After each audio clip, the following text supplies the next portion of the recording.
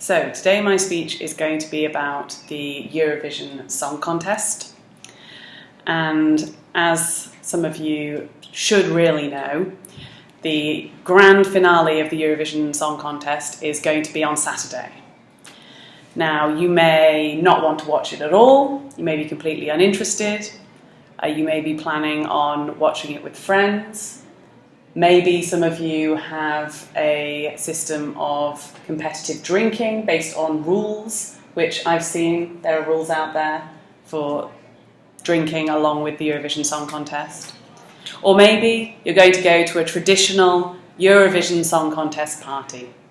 One of the parties where everyone gets given a country, or they pick a country, and they either dress up as a traditional person from that country, or they bring along some kind of alcohol or food.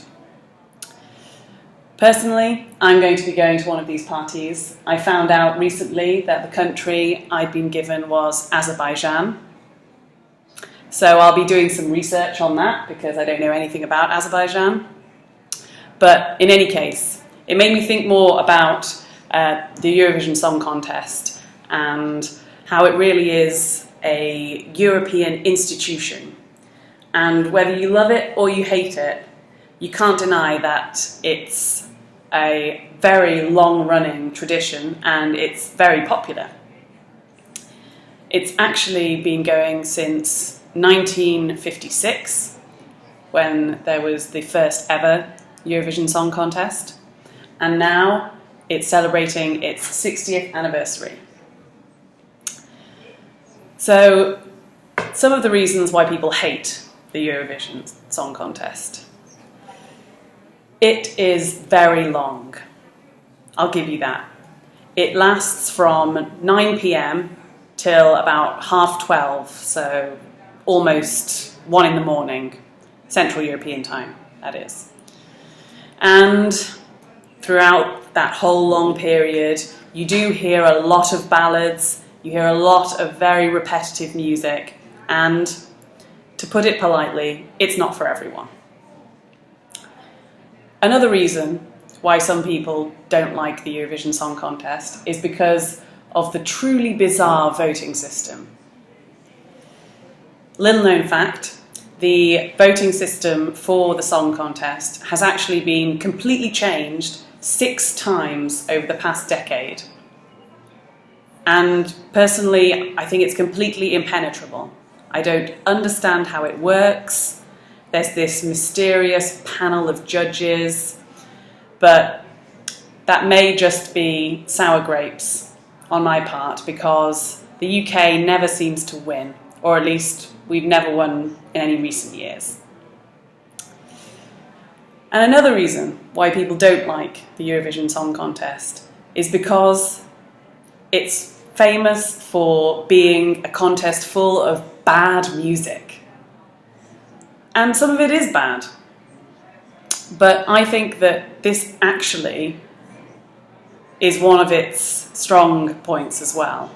Because even though it might not be the most technically brilliant songwriting you've ever heard, it is a great celebration of sometimes cheesy music.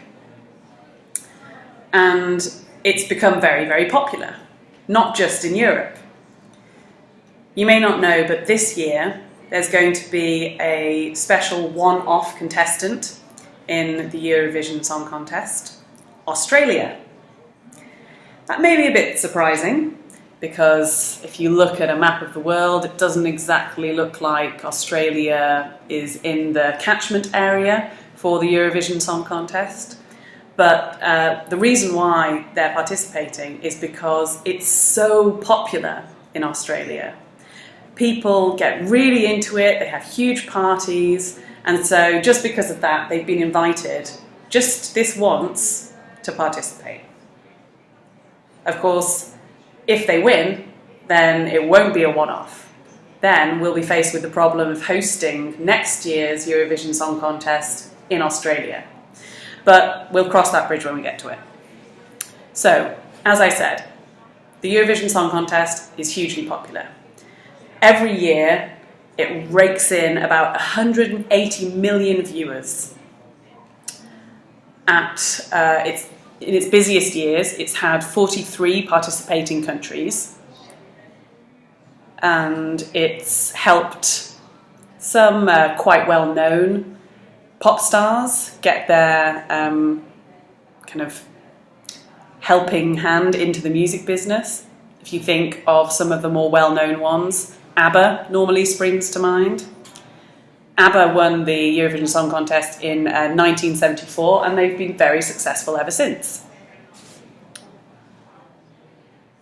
After watching the song contest in 2012, I noticed something that is one of the real positive sides of the contest. I think that it's a contest that proves that age is just a number. So you may remember the 2012 entry from Russia was a group of very sweet old grannies, and they really had a heartwarming kind of sob story about how they tried and tried to get into the song contest, and they nearly made it one year and then just failed, and then 2012 they were able to participate. A group of women who were all over 70, well over 70, and they came second, which is fantastic. The record for the oldest contestant was initially in 2008 when a 75-year-old Croatian man, who, because he was 75 years old, called himself 75 Cents. He may also have been inspired by 50 Cent, I'm not sure. I just hope he didn't rap. And then that record was broken in 2012 when a 76-year-old man from representing England, who you may or may not know, he's called Engelbert Humperdinck. I'll just repeat the name. Engelbert Humperdinck. It's a bit of a weird one, but he broke the record for the age limit.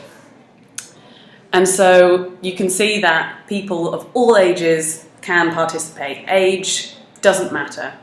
In fact, the youngest person who ever took part in the contest was a Belgian contestant who was a girl called Sandra Kim. And at the time, she said she was just 15. It turned out later that she lied, and she was actually 13. And even though there's been a bit of a scandal surrounding that, because she won, the runners-up wanted her to have her title stripped because she'd lied about her age.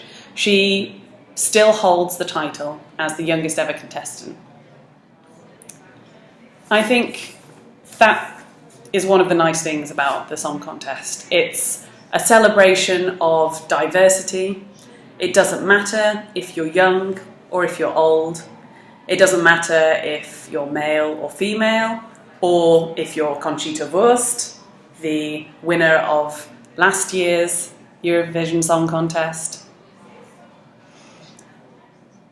It's also a competition that some countries take very, very seriously. In the UK, it's a bit of a joke, but my parents recently moved to Sweden, and they've told me about how seriously the Swedes take Eurovision. Sweden has a 6-week run-up to Eurovision called the Melodifestivalen, and it's a real kind of social event. Every Saturday, families and friends will get together and they'll watch the Melodifestival, which are these huge kind of public concerts. They involve comedians as well. And the whole point is that this is how Sweden picks their Eurovision entry, the person who's going to represent them. It's been Sweden's most popular television show for the past 15 years. And you can really see that the Swedes are proud of the contribution they make, and they're proud to try and select someone who's really good. Because I think they know that they're never going to be that great at, say, football or rugby.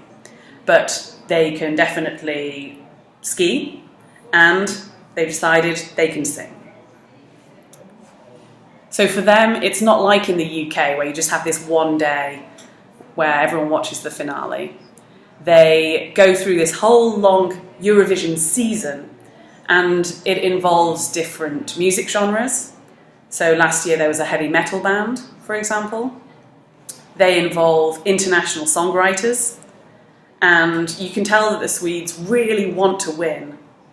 So they take the time to pick someone, and they have big semi-final shows in different cities, and and the people are selected by the viewers of the TV show and by an international jury. In contrast to this, what do we do in the UK? We have a 10-minute broadcast on the BBC where they just announce who they've picked to be our entry. We used to have an entry selection show, but it was so unpopular that they cancelled it.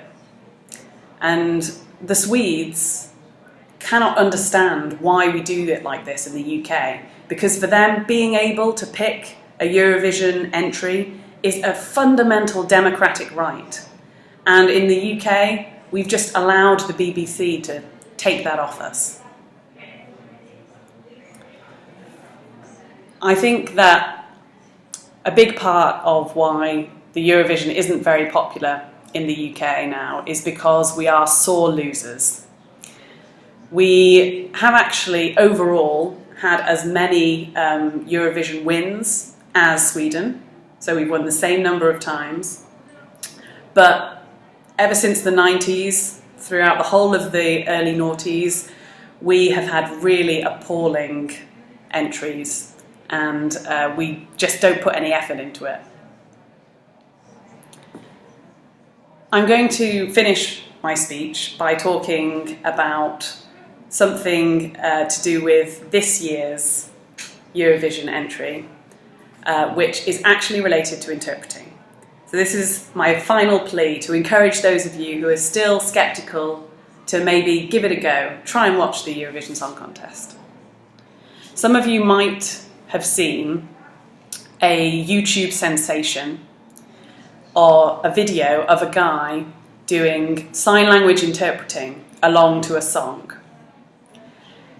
This is a Swedish man called Tommy Krong, and he is a sign language interpreter who put up a video of the interpretation he did for one of the Swedish songs. And the reason why it got so popular is because he doesn't just stand there doing the signs like people normally do. He dances, like he really gets into it. And it's quite a sweet story because he's just this quite unlikely looking 48-year-old Swedish guy. He's got a little bow tie on and he suddenly just goes mad, but he's still signing very clearly. He's become famous because his video went viral.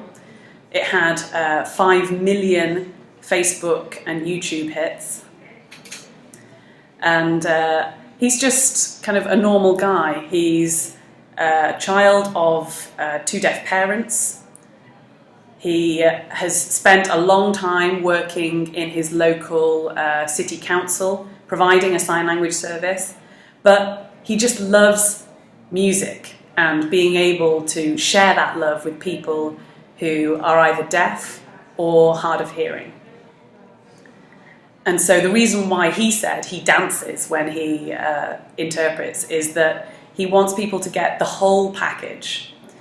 He wants them to experience the emotion, the message of the song, as well as the beat and everything that he's feeling when he can hear it. So because of his success as an internet sensation, there's now a campaign to send him to Vienna because people are hoping that he'll be one of the sign language interpreters. And Vienna has confirmed that there will be interpreting provided in international sign language, But we'll have to wait and see, and maybe you'll have to tune in on Saturday to see whether Tommy has made it all the way to Vienna for the 2015 Eurovision Song Contest. Thanks.